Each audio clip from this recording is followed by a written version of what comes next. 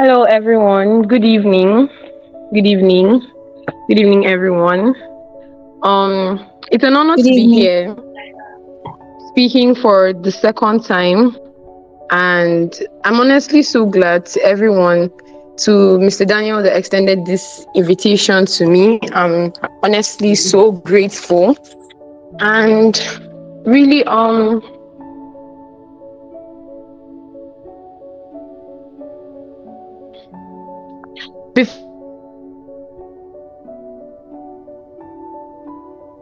before I start, I'd like to say that I've learned a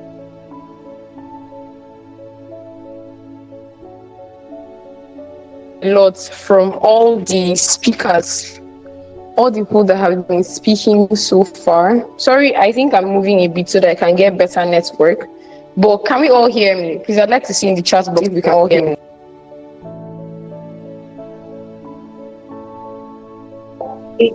I can hear you, yes. Yes, we can Okay. hear you.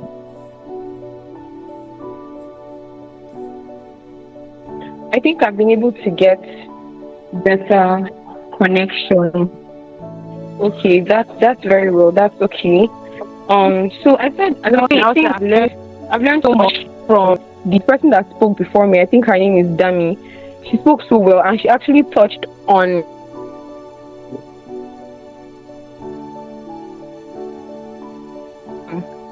some of the areas that I'm going to still speak on tonight.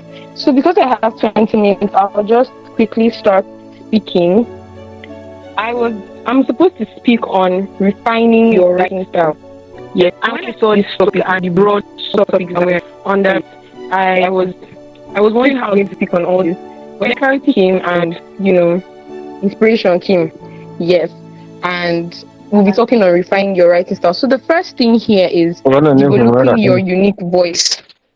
And I okay, please could we mute our mics while we're here so that I can hear myself and we can all hear what I'm saying.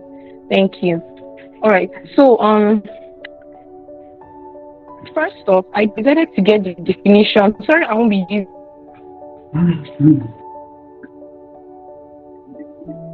any slides. I couldn't get them done. But first off, I got the definition of a voice according to the Merriam-Webster dictionary. And according to the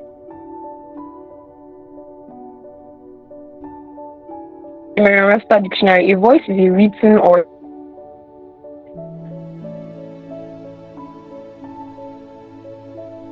spoken expression of an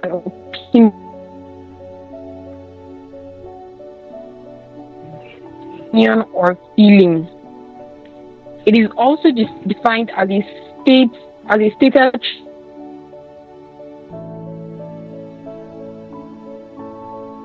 choice, wish,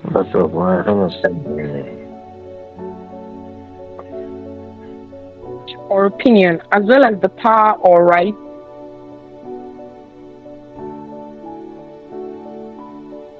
to have an opinion heard and considered. So basically, the voice is how you express. Your voice is how you express how you feel, how you express particular opinion.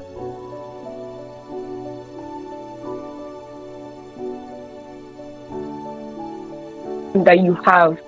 So your writing voice is how you use words to convey the feeling, what you're feeling, to convey an opinion that you have concerning a particular issue or matter.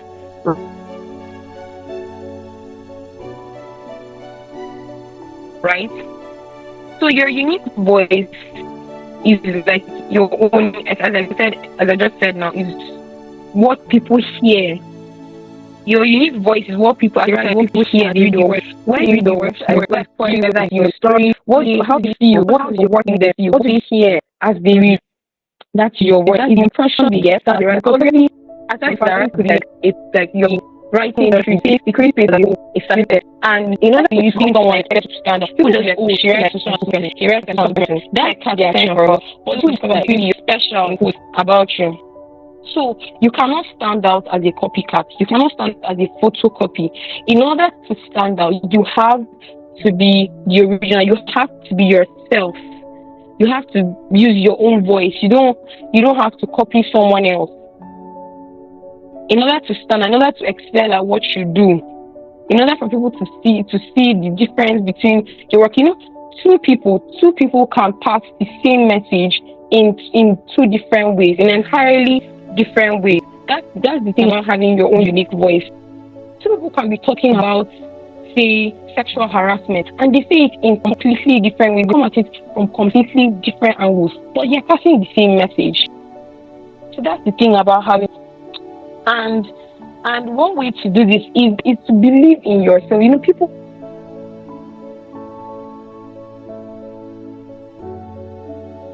prefer to copy because they think that it is easier. It's easier to align to fall under someone's life rather than being a life by yourself. It's easier to go under the shade of someone's life rather than being a life yourself. People really feel, let me just have someone to look to. It's not to have someone that inspires you. But even in all doing that,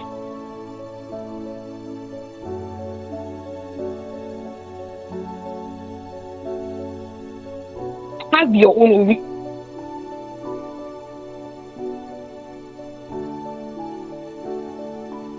What do you want to say? What do you want to tell people? How do you want to convey that message that you want to tell?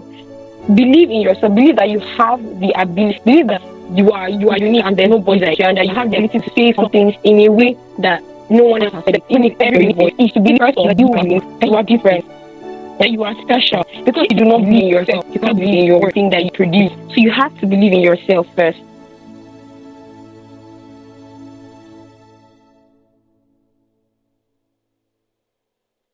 And when you do believe in yourself, do not be afraid to share your work. Do not be afraid to share how you feel with others. Maybe you might use words that may be considered offensive to others rather, and you maybe just have to tone it down. But really, believe in yourself, believe in your work, believe in what you produce. Believe that, look, I'm the only one. I'm one of one. Yeah, I'm the only one that will ever be like me. And from then on, you can begin to believe in your work, and then develop your voice. Tailor, like, how you want to sound to others. Build it. How you want, the impression and the feeling you want to convey to your readers. Build it from there. I write stuff that I'm on your phone. I just imagine if this is the way I talk. That's how I write. If I'm telling a story, I'm like, oh, if I was saying this with my, like verbally, is this how I would say it? That's how I actually think. That's how I talk. Someone might sit and be like, oh, you're oversharing. Another person might sit and say, oh, you're too local, you're too this. But I don't care because that's me. And people that have read my work have come to appreciate me for who I am. Okay, so moving on. So that was on developing your unique voice.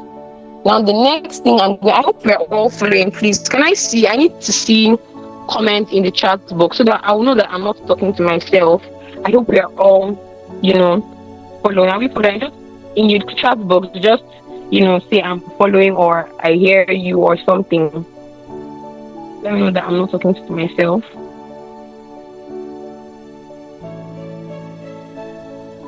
All right, can we hear me?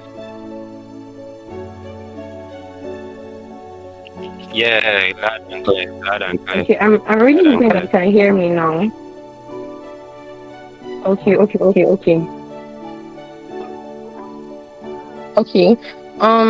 Okay, thank you very much, Esther. Okay. So the next thing here is developing your unique voice. Thank you, Edna. Developing or rather, sorry, we just finished with developing your unique voice. The next thing here is mastering tone and point of view. Mastering tone and point of view. So in my notes, I wrote that tone is essentially, I didn't get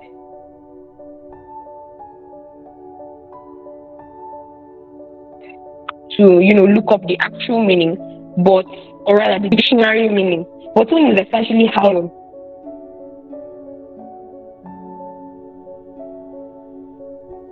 voice sounds. You know when you're talking with someone and the person is like, I don't like the tone that you're using with me. So the tone is like the pitch is what is what helps people decipher if you're angry or if you're sad or if you're happy at the time that you are speaking.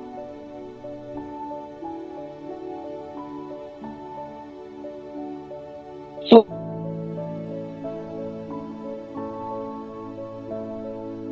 it's the same thing with writing. I said here that in my notes that tone is the emotion backing up a word.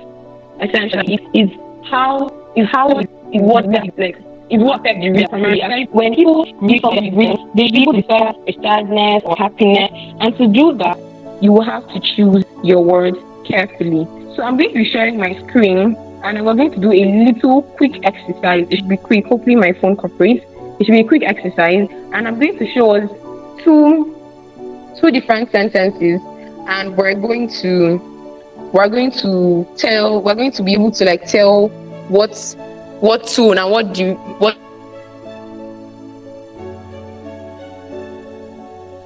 the writer was trying to convey in those, or what is being portrayed in those two sentences.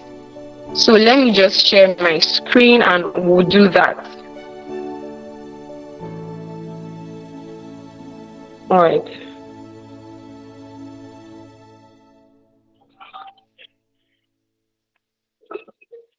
All right, so can we see my screen? I just need us to quickly like tell me. Someone can just pick and say if they can see my screen. Please. Sorry, there's a lot of noise in I the can see your environment. screen. Yes, I can see your screen. All right, thank you.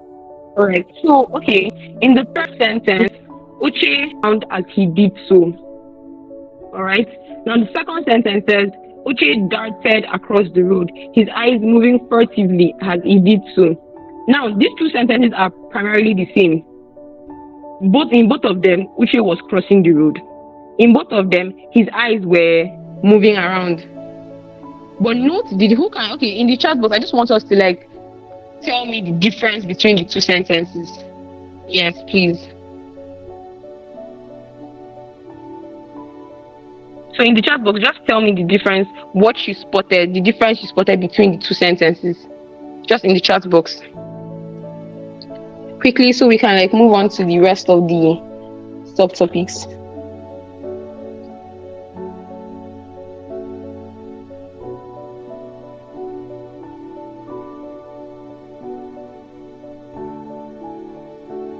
All right. So Edna says in the first sentence, Uche is casually walking across the road while observing his surroundings. Yes, Edna, yes. And Esther says, I think the second sentence was more expressive than the first. Exactly.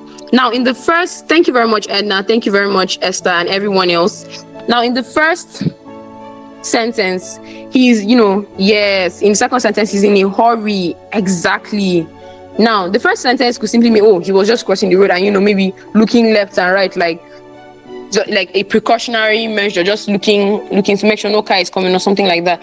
But in the second sentence, you see that he's running across the road, and he's not even just running, his eyes are moving. And then I included the definition of furtively, so that we can get an understanding of why I use that word. In the second, you can see he's moving his eyes in a way that he's trying to see if anyone is noticing that he's crossing, or if anyone is noticing his movements. So it could mean that while he could be casually crossing the road, as Edna said in the first sentence, in the second sentence, he could be afraid. He could be, in a hurry. He could be scared. Maybe someone is after him, or there's someone he's trying to avoid. Do you get me? So, and I was able to achieve that effect with the choice of words that I use. So that's why I said that to choose the tone, like to arrange the tone, let me put it like that you want to use, you have to choose your words carefully. All right. And how to, most times people are like, oh, choose your words carefully. How do you do that? Basically, you have to build your vocabulary, because when you build your I heard the last speaker, was it the last speaker or the speaker before that, say that you should make your dictionary your friend, and that is very true. You have to learn new words. I know someone that a friend of mine that posts new words on his status every day, and actually that helps me. Even though I've not told him, I think I should tell him one day. But I've learned new words, and I think we should all do that. I don't mean the aspect of posting words in our status, but at least try to learn a new word every day. Try to learn a new word every day, because it really helps. You could be writing something and you're like, I need a word to describe this, I need a word and you don't really know, so you just settle for a basic word. You say that place is so beautiful, when you could have said the word I'm about to say. I'm not sure this is the correct form of the word, but I'll say it nonetheless. When you could have said that word and that place is pulchritudinous. Yes. So you see, there's a vast range of words Jesus. that there's a vast range of words, similar words, as in synonyms, that you can use. And you also have to understand, while you're trying to pick words that will convey the tone that you want to convey. Yes, you have to be careful of the context also. So you learn, while you're learning new words, learn the context in which they can be used. I hope we're getting me. All right. And then this was actually mastering tone and point of view. So I'll quickly move to point of view. I'm sure we already know almost every video these days on TikTok and Instagram is carrying POV, POV, POV. But really, the point of view basically means who's talking. Yeah. Is it the unseen, omniscient narrator? Is it a character in the story? So who's talking? So basically, whatever you're trying, I think this basically applies to fiction, especially prose, stories, short stories, novels, novellas, and the like. So understand that when you pick like the voice, when you pick the point of view, whether it's the third person or the first person, when you pick it, the key thing is to stick to it. Don't let it be that someone seeing person is, unless that's you've carefully arranged it, but not. Okay, let's say it's an unseen person, the unseen narrator that is narrating, and all of a sudden in the middle of the sentence, we're seeing we from nowhere. Arrange it in such a way that your readers are not confused. Don't abruptly switch point of view in the middle of your work. If you must do that, carefully structure it in such a way that the reader understands. Okay, I hope that I've been able to speak on that. If we want more clarity, we could also ask questions. Next, I'll be moving to effective use of language and imagery. Effective use of language and imagery. So basically, I think I've already talked about the effective use of language, and I was talking about mastering tone. But I will just repeat that we should understand what I really got from this when I was preparing my notes for effective use of language and imagery. We should understand context, understand when to use a particular word, understand that thin and slim, slim and slender mean the same thing, but different contexts, and they will definitely be perceived different. Understand that pretty and beautiful can mean the same thing, but context. Understand, whatever you're trying to do, whatever sentence, whatever you're trying to create at that point, always compare words. There are synonyms for a lot of words. Compare, okay, does this word sound better here? Does this word, she felt bad. She felt, what's the word? She felt bad, or she was crestfallen. Those two sentences mean the same thing. But crestfallen, as in, even you hearing the word, you'll be like, oh my God. Do you get me? So understand the use of words to create effectively pass whatever emotion you're trying to pass to your reader. Because writing is basically to be read. Exactly. It's not, unless you're fortunate enough to get your work displayed on the screen. So the reader might not. What you do is you're helping the reader to form mental pictures.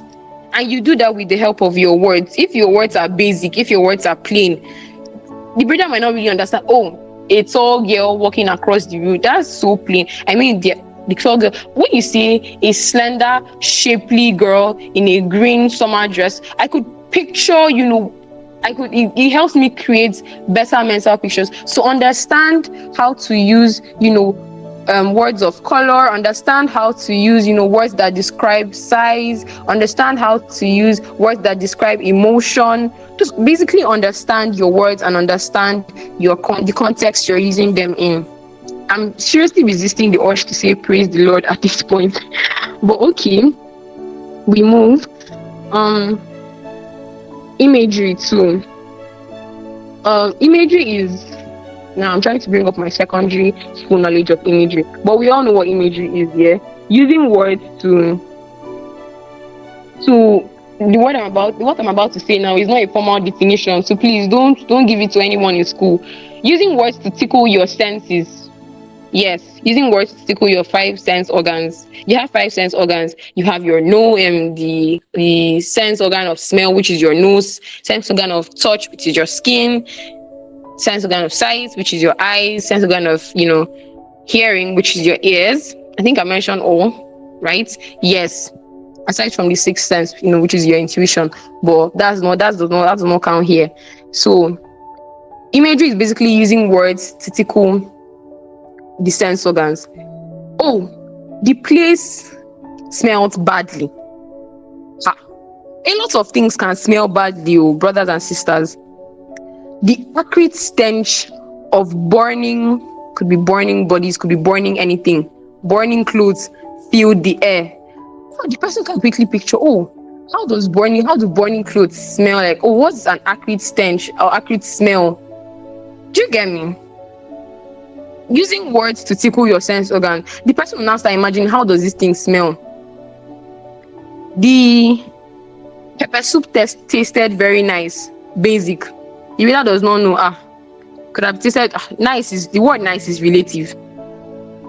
The spices in the pepper soup merged to create, I could go on and on exactly, except I don't know what we like in pepper soup, so I will not go. But I don't want to know. I don't want anyone here to know what I like in pepper soup.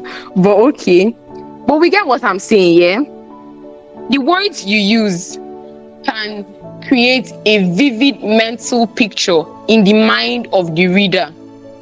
I was just describing, when I was talking about effective use of language, I described the difference between a tall girl walking along the road and a tall, shapely girl in a green summer dress. And you see that descriptive, and you use primarily how you're able to use imagery very well is through descriptive words. I was talking about words that describe color, words of color, shape, size, height, things like that. Color, words that describe smell. Is it a bad? It's not every time you say something is a bad smell. It's a stench. So the thing smells very badly. So the thing smells, it was very, very bad. It's not just a smell, it stank. Every time it smells, it's a smell. It stank, it had a bad odor. And I think we all know, I was just mentioning odor now, and I thought to mention that I think we all know that odor is not, it doesn't sound good though. I don't know if if you are saying, if you want to use the word odor, I think it should be in a sentence where the smell is bad. You can't say, her perfume had such a wonderful odor. You will sound somehow. As I said, we should also understand context. It will sound somehow. Her perfume had a divine smell, yes, but her perfume had a good odor from where, sir? It doesn't work that way now. It doesn't work that way. So I hope quickly, because I have limited time, yes, and we have 3 more subtopics and I'm done. So I hope you understand. If we have any questions, please.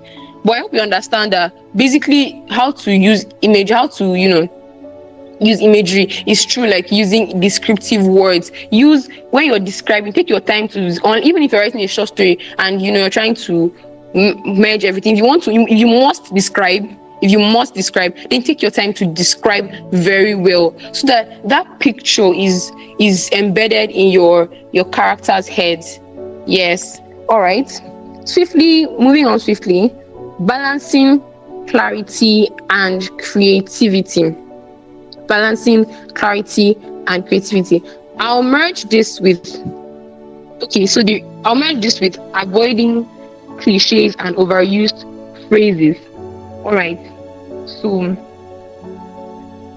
balancing clarity and creativity simply means that while you're trying to, pass your work to the best of my understanding, when I was, working on this, I came up with what came to my mind as I was working on balancing clarity and creativity was that while you're trying to pass your message to your reader unambiguously, yes, you should also try to do it in a creative way. Don't be so bland, don't be so dry while you're because no one likes to read. There are books that I started and I've not been able to finish, and that says a lot because I love novels a lot. I love novels so much. Anybody that knows me knows that I can there's a lot I can do. I wanted to say I can kill a lot, but I can't kill for novels. But there's a lot that I can do to get a good novel. But there are some novels that there are some novels that I've had to, abandon after the first read because it didn't day. It just didn't day. It was not going anywhere. And this could be due to the fact that while I was understanding what the writer rather was trying to say, it wasn't just interesting. It didn't attract me in any way. And so, yes, you want to tell a story about maybe something tragic, maybe trauma you experienced while growing up or something. And okay, well, sorry, trauma the character experience. Yes, so it's a painful story, it's a tragic story, people are not supposed to laugh, but still, even as people are not supposed to laugh, even as it's not a funny story, it's not something to laugh about, there's still a way you can creatively pass it across that somebody rather than feeling that people have talked about this now, the person is hooked. People have 1001. There's nothing new under the sun. People have talked. What that thing you're about to write about, people have written about it before. The difference is your manner of approach, and that's where creativity comes in. Knowing how to present your work. Yes, so you're trying to address a sensitive topic. You're not really. Yes, someone will say, I'm not really going for the numbers, bro. Don't lie. You care about the numbers, and that's why you need to bring in, your creative side. With your words, with the way you even start, in fact, the person should get hooked right from the first story, because right from the first line, because there's some people that after they read like the first 4 lines, they're like, this book is going nowhere, this story is going nowhere, this write-up is going nowhere. So, try to work on especially the opening parts of your work, whether it's a story. But I think poetry does not really have a problem in this regard because poetry is poetry. Whether it's a story, an article, basically any form of creative writing. I think you really need creativity in creative writing, obviously, because with academic works, with essays, and you can get away with being bland, with being dry and boring. Everyone understands that is the nature of academic work. But when it comes to creative work, you can't guess how people are not going to be attracted to your work unless you employ some form of creativity, no matter what kind of topic you're trying to address. Try to engage with and try to find ways to engage your reader right from the start to the finish.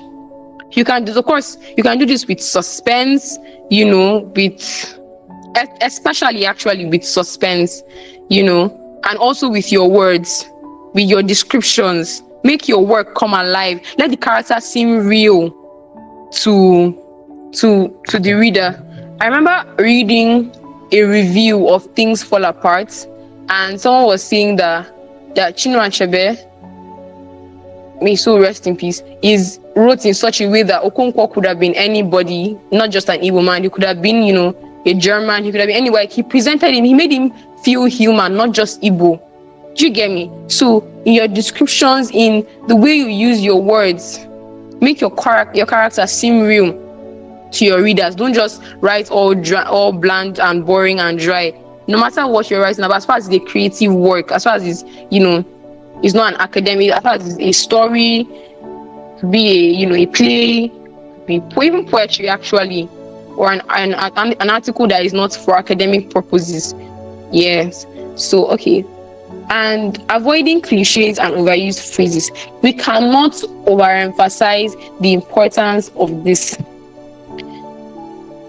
cliches are what they are really. Cliches, everybody's saying them. So, and if you must use them, try to minimize your use try to minimize your use of those cliches, just because everybody, I don't know how to really hammer on this, because I don't think I really use cliches in my work. If I do, I try to present them in a way that, this is what she's trying to say, but it's in a different way. And I think that's what we should do, basically. Try as much as possible to avoid, in fact, this subtopic couldn't even say it better. Try as much as possible to avoid cliches and overused phrases. Honesty is the best policy. No, bro. We all know that. We all know that honesty is the best policy. Say something else, you know, say something else. Use, that's why there are a lot of words. That's why there's a variety of words. Yes, exactly. And I hope I'm still on track. I hope I've not exhausted my time. But this is the last subtopic. I hope we're all following. I hope we're gaining something. Yes, this is the last subtopic. Cultivating creativity and productivity.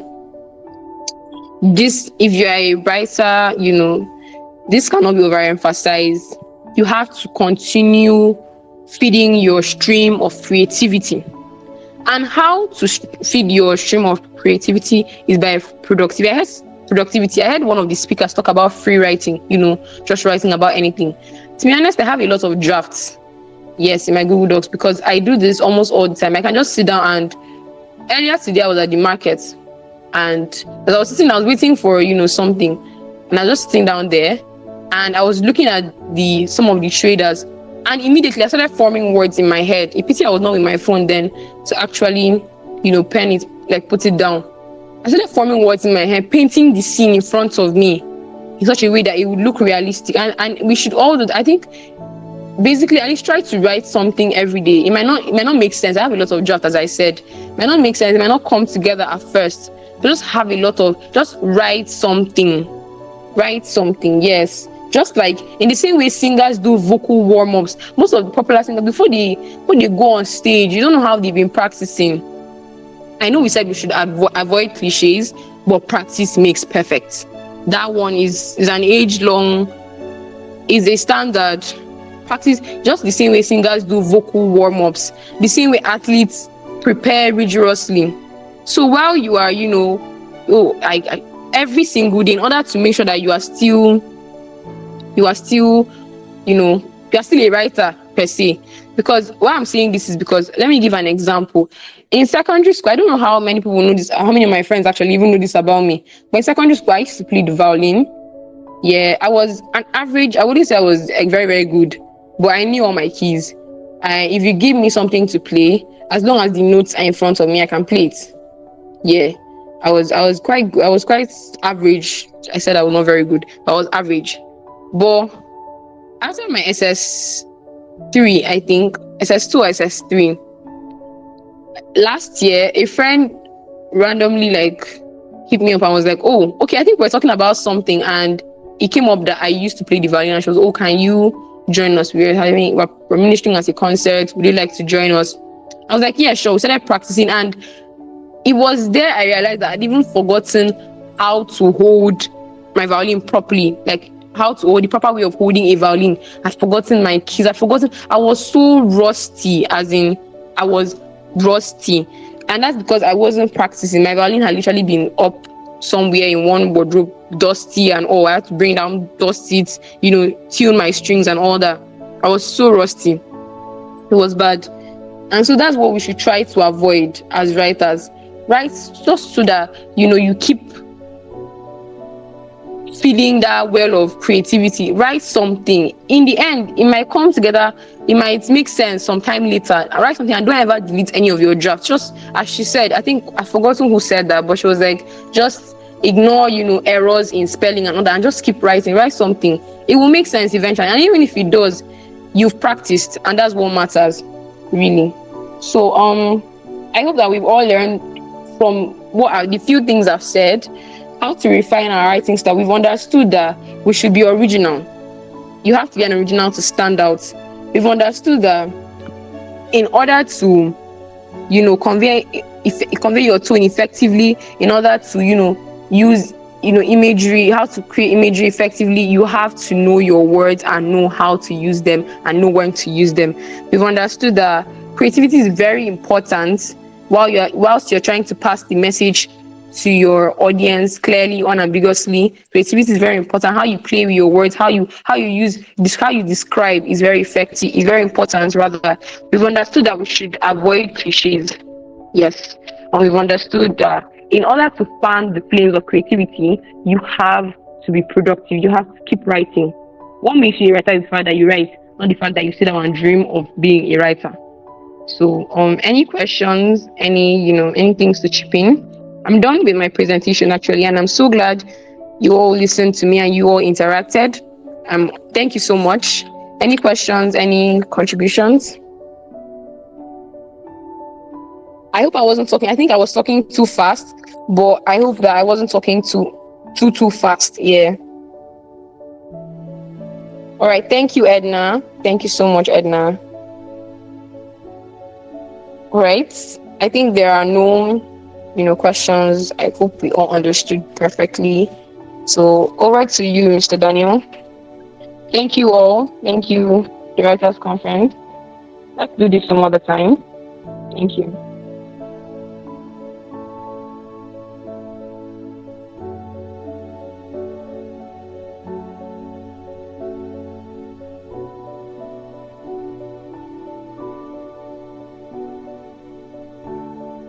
All right, so Mr. Daniel has asked that we should all we can close now and head over to WhatsApp for the workshop session. So all right, good night everyone. See you tomorrow for the final session of the conference.